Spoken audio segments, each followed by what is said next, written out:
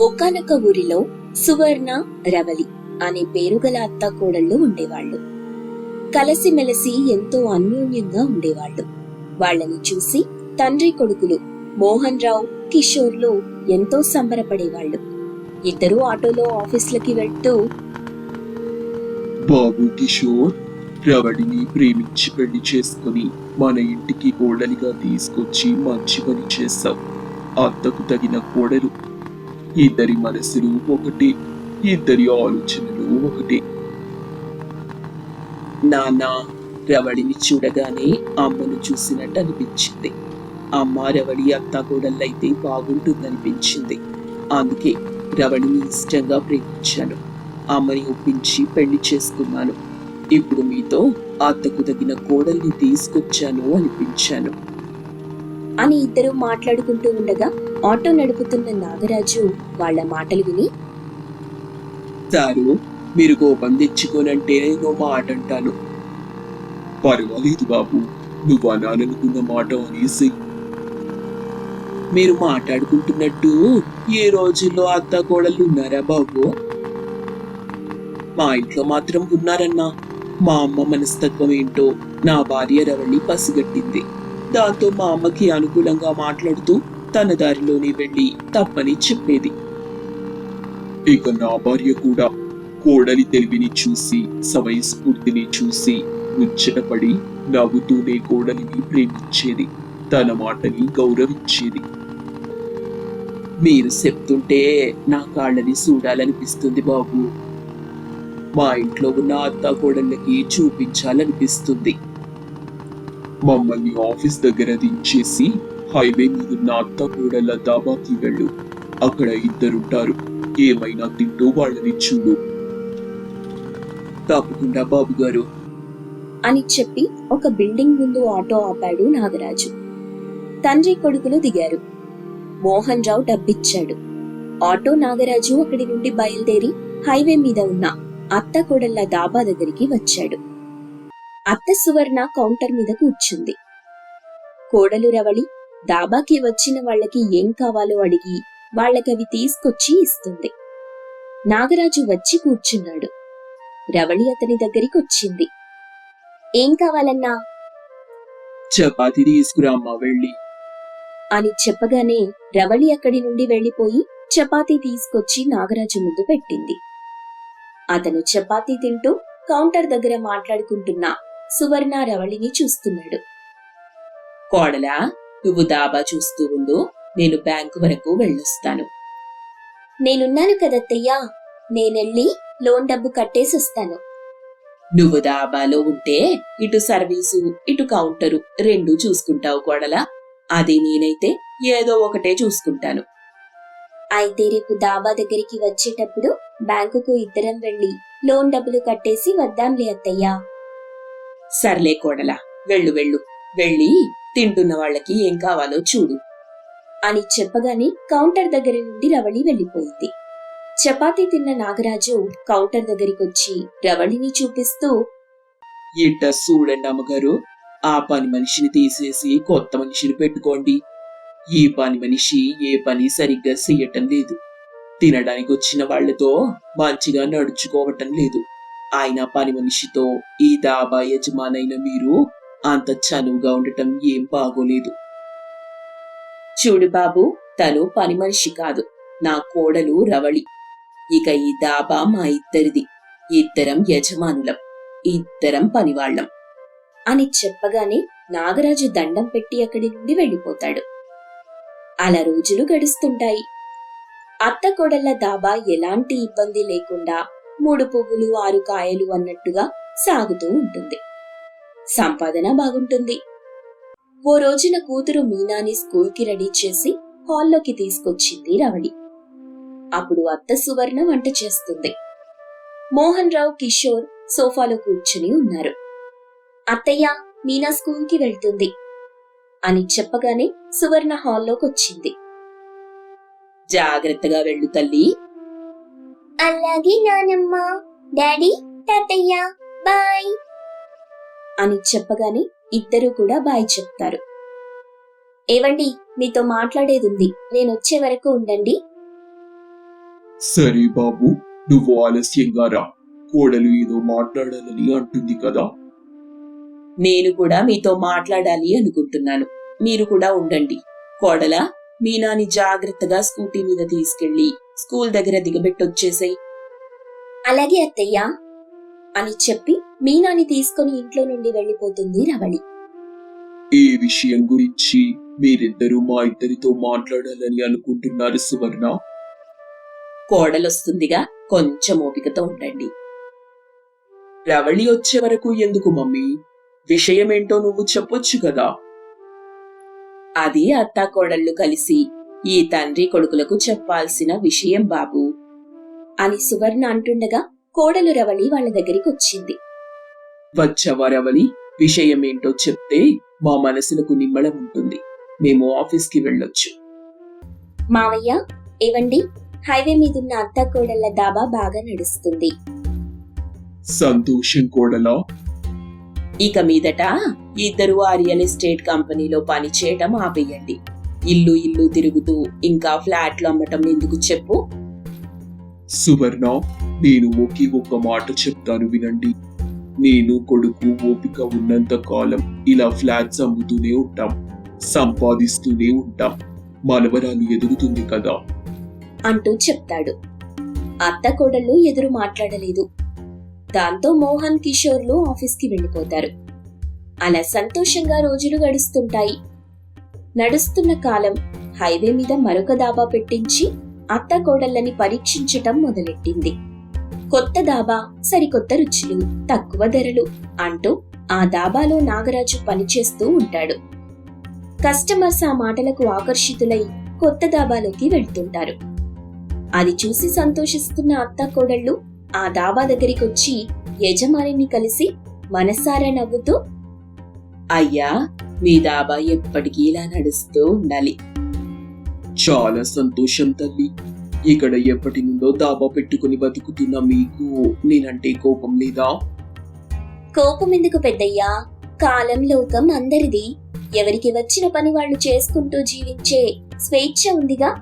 మీరు దాబా పెట్టారు కదా అని మేము దాబా మూసుకోలేం కదా. తినేవాళ్ల ఇష్టం. ఎవరికి ఏది నచ్చితే అది తింటారు, ఎక్కడ తినాలనిపిస్తే అక్కడ తింటారు అని చెప్పి అత్తాకోడళ్ళు అక్కడి నుండి వెళ్లిపోతారు. రోజులు గడుస్తున్న కొద్దీ అత్తాకోడళ్ల దాబా పాత దాబా కావడంతో తినేవాళ్ల సంఖ్య తగ్గిపోతూ ఉంటుంది. ఒకరిద్దరు రావటమే కష్టమైపోయింది. లోన్ కట్టడం కష్టంగా మారింది.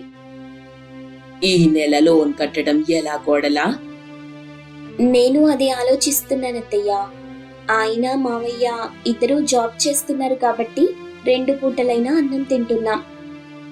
అవును కోడలా, డబ్బు సర్దుబాటు చెయ్యమని చెప్దాం అని మాట్లాడుకుంటూ ఉండగా మీనా ఒక బుట్ట నిండా బెండకాయలు తీసుకుని దాబాలోకి వచ్చింది. ఒక టేబుల్ దగ్గర నిలబడి బెండకాయలతో ఇల్లు కడుతూ ఉంది. అత్తతో మాట్లాడుతున్న కోడలు రవళి చూపు తన కూతురు మీనా బెండకాయతో కడుతున్న ఇంటి మీద పడింది. అత్తయ్య, మీనా దగ్గరికి రండి. ఏమైంది కోడలా? మీనా ఏం చేస్తుందో చూద్దాం అని చెప్పి కూతురు మీనా దగ్గరికి వచ్చింది రవళి. సువర్ణ రవళి వెనకాలే మనవరాలు మీనా దగ్గరికి వచ్చింది. మీనా బెండకాయలతో ఇల్లు కట్టింది. అది చూసి అత్తా కోడళ్ళు మురిసిపోతూ మీనాని మెచ్చుకుంటారు. వారేవా బంగారు తల్లి, బెండకాయలతో ఇల్లు చాలా బాగా కట్టావు. అవును మనవరాలా, బెండకాయలతో ఇల్లు బ్రహ్మాండంగా కట్టావు. ఇంతకీ నీకు ఇన్ని బెండకాయలెక్కడివి? అక్కడే ఒక పొలం దగ్గర చాలా బెండకాయలు ఉన్నాయి నాన్నమ్మా అని చెప్పి అత్త కోడళ్ళని తీసుకుని ఆ పొలం దగ్గరికి వస్తుంది మీనా. అత్త కోడళ్ళు అక్కడ కుప్పలు కుప్పలుగా పడేసిన బెండకాయలు చూస్తారు. వాళ్ళకి బాధేసింది. బెండకాయలకు తగిన గిట్టుబాటు ధర లేదని ఎవరో రైతు బెండకాయలని ఇక్కడ పడేసి వెళ్లిపోయినట్టున్నాడత్తయ్యా. కావచ్చు కోడలా. అత్తయ్య, ఈ బెండకాయలు చూస్తుంటే నాకు ఒక ఆలోచన వస్తుంది. ఏంటి కోడలా అది? బెండకాయలతో మీనా ఇల్లు కట్టినట్టే మనం బెండకాయల దాబా కడదాం.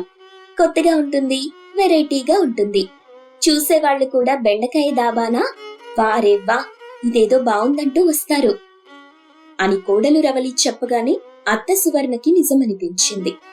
ఇక ఆలస్యం చేయకుండా అత్త కోడళ్ళు కలిసి అక్కడ ఉన్న బెండకాయలు తీసుకొచ్చి దాబాని డెకరేట్ చేస్తారు. కొంత సమయం తరువాత పూర్తిగా బెండకాయల దాబాలా తయారవుతుంది.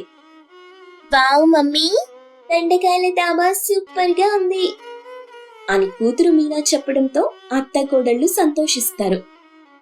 అత్త కోడళ్ల బెండకాయల దాబా స్వాగతం సుస్వాగతం అని బయట ఒక బోర్డు కూడా పెడతారు. రోజులు గడుస్తున్న కొద్దీ అత్త కోడళ్ల బెండకాయల దాబా తినేవాళ్లతో రద్దీగా ఉంటుంది. అత్త కోడళ్లకి మంచిగా సంపాదించి పెడుతూ ఉంటుంది. అనగనగా ఒక ఊరిలో సీనయ్య అనే వ్యక్తి తనకున్న ఒకే ఒక గుర్రాన్ని గుర్రపు బండిగా మార్చుకుని జీవనోపాధి కల్పించుకున్నాడు. సీనయ్యకి పెళ్లై భార్య ఉంది. భార్య పద్మ ఇంట్లోనే ఉంటూ సీనయ్య అవసరాలు చూస్తూ ఉండేది. ఇద్దరూ అన్యోన్యంగా ఉండేవారు. ఏవండి, మీ పని ఎలా ఉంది? కిరాయిలు బాగా వస్తున్నాయా? బ్రహ్మాండం, తీరిక లేకుండా ఉంటుంది. మంచిది, అవకాశం ఉన్నప్పుడే సంపాదించుకోవాలి. రేపెలా ఉంటుందో మనకి తెలీదు. రేపెలా ఉంటుంది? ఎల్లుండి కూడా బానే ఉంటుంది. గుర్రపు బండి అంటే సరదా పడని వాళ్ళు ఎవరుంటారు చెప్పు? లేదు లేదు, సరదా కొన్ని రోజులే ఉంటుంది. అవసరమైతేనే ఎక్కువ రోజులు సాగుతుంది. సరే, అలాగే, అప్పుడు చూద్దాంలే. సీనయ్య గుర్రపు బండి బాగానే నడుస్తుండడంతో ఏమీ ఆలోచించకుండా విచ్చలవిడిగా ఖర్చు చేయటం మొదలెట్టాడు. తన సంపాదనలో కొంత ఇంటి ఖర్చుల నిమిత్తం పద్మకిచ్చేవాడు. పద్మ, ఇంటి ఖర్చులకి ఇవిగో 1000 రూపాయలు. మరి మిగిలిన డబ్బులు? మిగిలినవి నావి. నాకే బోలెడు ఖర్చులున్నాయి. ఇంట్లో అవసరాలన్నీ నేనే చూస్తున్నాను కదా. గుర్రం దానా, బండి రిపేర్లు తప్ప మీకు వేరే ఖర్చులేమున్నాయి? బాలే దానివే, మగాళ్ళు బయటికి వెళ్ళాక చెప్పలేని ఖర్చులు బోలెడుంటాయి. సరేగాని దుబారాగా మాత్రం ఖర్చు చేయకండి. పద్మ చెప్తూనే ఉన్నా సీనయ్య భవిష్యత్తులోని పరిణామాలు ఎరుగక స్నేహితులంటూ తిరగటం మొదలెట్టాడు. ఒరేయ్ సీను, నీ గుర్రం బండి సూపర్ రా, భలే సరదాగా ఉంది. ఇంతకీ ఎంత ఆదాయం వస్తుందేంటి? నెలకి ఓ 5-6 వేలు వస్తాయా? 5,000 ఏంటి, 10,000 వరకు వస్తుందిరా. సోము ఆ మాట విని అసూయపడ్డాడు. అబ్బా, నీ పనే బాగుందిరా. నాకైతే కనీసం ఒక 2,000 కూడా రాదు. గుర్రం బండి ఒకటి కొనేస్తే సరిపోతుందేమో. సరే గాని నాకు అర్జెంటుగా ఒక 6,000 కావాలిరా. ఒక్క వారం రోజుల్లో ఇచ్చేస్తానులే. సరే, రేపింటికొచ్చి తీసుకో. సోము మరుసటి రోజు సీనయ్య ఇంటికి వెళ్లి, సీను, అరే సీను. ఎవరండి మీరు? నేను సీను ఫ్రెండ్ని చెల్లెమ్మా. సీను ఇవాళ నాకు డబ్బులిస్తానని చెప్పాడు. ఇంటికి రమ్మన్నాడు. అరే సోము, వచ్చావా? ఇవిగో డబ్బులు. థ్యాంక్స్ రా సీను. సోము డబ్బు తీసుకుని వెంటనే వెళ్లిపోయాడు. పద్మకి చాలా కోపమొచ్చింది. అయినా నిదానంగా మాట్లాడింది. మళ్ళీ ఎప్పుడిస్తారట? ఓ వారం రోజుల్లో ఇచ్చేస్తానన్నాడులే. సీనయ్య అక్కడితో ఆగకుండా స్నేహితులు తెలిసిన వారంటూ అప్పులిస్తూనే ఉన్నాడు. కొద్ది రోజులకి గుర్రపు బండి మీద జనాలకి మోజు తగ్గిపోయింది. సీనయ్య పని చతికిలబడింది. ఇంట్లో గడవడానికి ఇబ్బందిగా మారింది. ఏవండి, ఏంటి మధ్య ఇంటి ఖర్చులకి డబ్బులు సరిగా ఇవ్వట్లేదు మీరు? పద్మ, అది మీ పని తగ్గిపోయింది కదా, ఇదివరకులా ఆదాయం లేదు కదా? అవును పద్మ, నువ్వు చెప్పినప్పుడు నేను విని జాగ్రత్తగా ఉండాల్సింది. సర్లే, ఏం చేస్తాం? డబ్బులేమైనా దాచారా?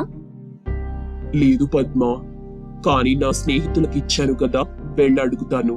దాదాపు 50,000 వరకు వస్తాయి నాకు. మంచిది, వెళ్ళి అడిగి తీసుకురండి. సీనయ్య వెంటనే బయలుదేరి ముందుగా సోము ఇంటికి వెళ్ళాడు. సోము, అరే సోము.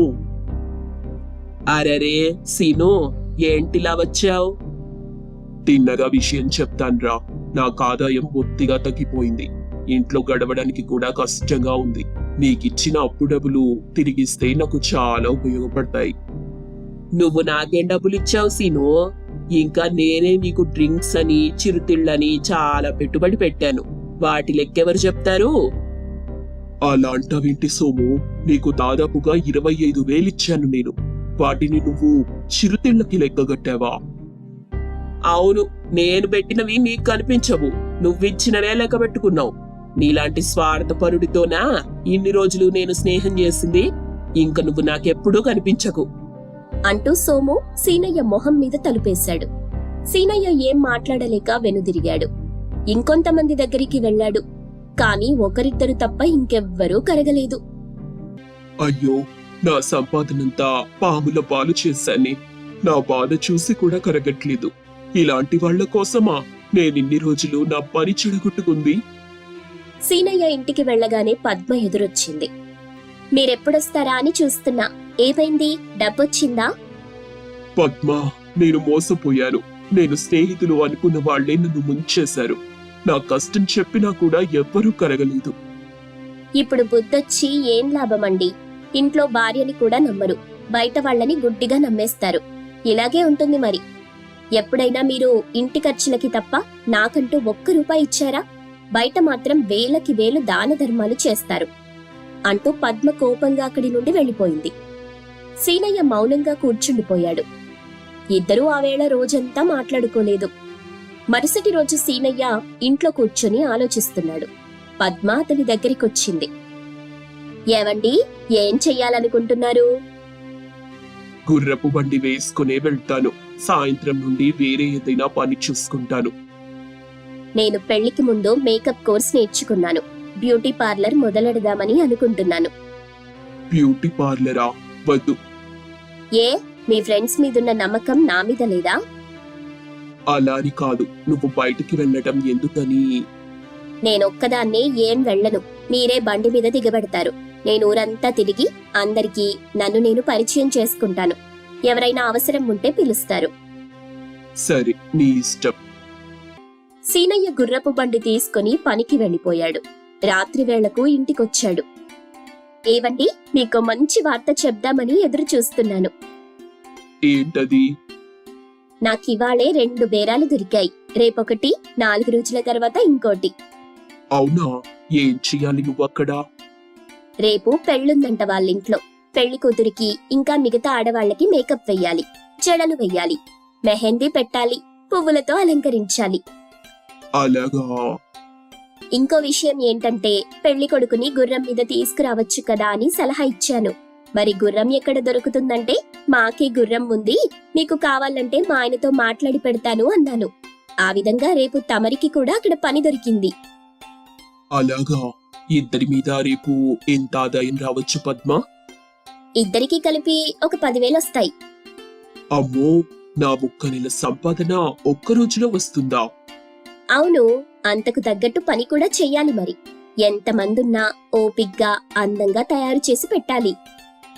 అనుకున్నట్టుగానే మరుసటి రోజు పద్మ, సీనయ్య కలిసి పెళ్లింటికి వెళ్లారు. సీనయ్య గుర్రాన్ని అందంగా అలంకరించాడు. అక్కడ పని పూర్తి చేసుకుని ఇంటికొచ్చేసరికి అర్ధరాత్రి అయింది. పద్మ, సీనయ్య కూర్చొని మాట్లాడుకుంటూ ఉన్నారు. పద్మ, నీలో ఇంత టాలెంట్ ఉందని నాకు తెలియనే లేదు. మేకప్ ఎంత చక్కగా వేశావో తెలుసా? నీ పనికి మెచ్చి వాళ్ళింకో 1000 ఎక్కువ ఇచ్చారు. ఈ డబ్బులన్నీ నువ్వే తీసుకో. మరేమనుకున్నారు? ఆడవాళ్లని తక్కువ అంచనా వేయకండి. నాకింకో ఆలోచన వచ్చింది. నా గుర్రపు బండి మీద పద్మ బ్యూటీ పార్లర్ అని రాయిస్తాను. అప్పుడింకా ఎక్కువ మందికి తెలుస్తుంది కదా. ఇదేదో బాగుంది. సరే, అలాగే చెయ్యండి. ఆ విధంగా పద్మ, సీనయ్య ఇద్దరూ కలిసి మంచి ఆదాయం సమకూరే పని మొదలెట్టారు. కొన్ని రోజులకి ఇద్దరూ బాగా సంపాదించి ఇంతకు ముందు కన్నా మంచి స్థితిలోకి వచ్చారు. ఓ రోజు సీనయ్య పద్మని బండిలో ఎక్కించుకొని తీసుకెళ్తూ ఉన్నాడు. సోము ఎదురుగా వస్తూ సీనయ్యని పిలిచాడు. ఒరేయ్ సీనో, ఆగరా. సీనయ్య బండాపాడు. ఏంట్రా, చెల్లెమ్మని తీసుకుని ఎక్కడికెళ్తున్నావు? ఈ మధ్య బ్యూటీ పార్లర్ పనులు జోరుగా సాగుతున్నాయట కదా. ఇద్దరు బాగా సంపాదిస్తున్నారని విన్నాను. ఎవరయ్యా నువ్వు? నేను చెల్లెమ్మా. ఓసారి డబ్బుల కోసమని మీ ఇంటికొచ్చానుగా. మరి ఆ డబ్బులు తిరిగిచ్చావా లేదా నువ్వు? అది ఏవండి, ఇవాళ ఎస్ఐ గారింట్లో పెళ్లి కదా. ఎలాగో ఆయన మనకి బాగా తెలుసు కాబట్టి ఇలాంటి వాళ్ల గురించి ఆయనకొక మాట చెప్పండి. ఆయన వసూలు చేసి పెడతారు. మాట వినకపోతే జైల్లో వేసి ఎముకలు పొడి చేస్తారు. అబ్బే చెల్లెమ్మా, అంతవరకు ఎందుకు? రేపే మీ ఇంటికొచ్చి ఎలా తీసుకెళ్లానో అలాగే తీసుకొచ్చిస్తాను అని చెప్పి సోము అక్కడి నుండి పరారయ్యాడు. సోము వెళ్ళాక సీనయ్య పద్మ చేసిన పనికి బాగా నవ్వుకున్నాడు. ఆ విధంగా భార్యాభర్తలిద్దరూ కలిసి గుర్రపు బండిపై బ్యూటీ పార్లర్ సజావుగా నడిపించుకున్నారు.